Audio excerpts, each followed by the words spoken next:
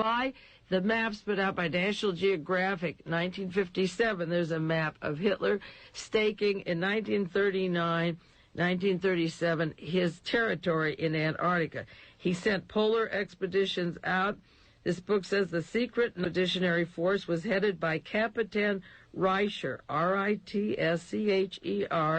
and took place 1937 and 38, their first expeditions. Added to the credence to these bases are the remarks of Mr. von Ribbentrop, this book says, at the outbreak of the war, World War II, in accordance with Germany's long-range political strategy, we have taken into firm possession the Antarctic area called the New Swabia, and it will be and ensure a safe retreat in case of necessity. And this book has maps of the Byrd expedition going down after the war.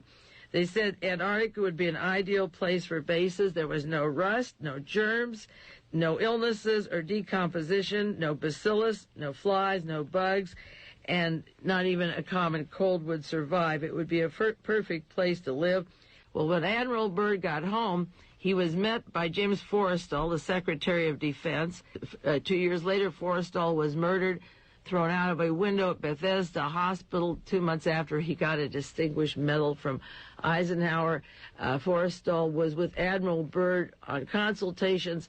Byrd went down to see if Eisenhower and the Russians were correct that Adolf Hitler was down in Antarctica building secret weapons and so forth. All of the papers of Admiral Byrd are locked up top secret to this day.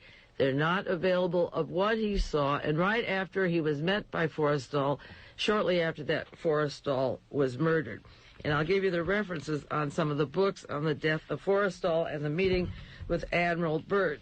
First of all, the Guinness Book of Records at the end of World War II, the greatest unsolved robbery was at the end of the war when the Reichsbank treasury was emptied of all its money and the bank vaults in Berlin were completely emptied out, and the headquarters for the World Monetary Fund in Basel, Switzerland, found that they had $15 billion in circulation that shouldn't exist.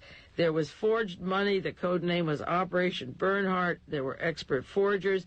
And so that this is the kind of money that could finance the operations that they're describing in this book.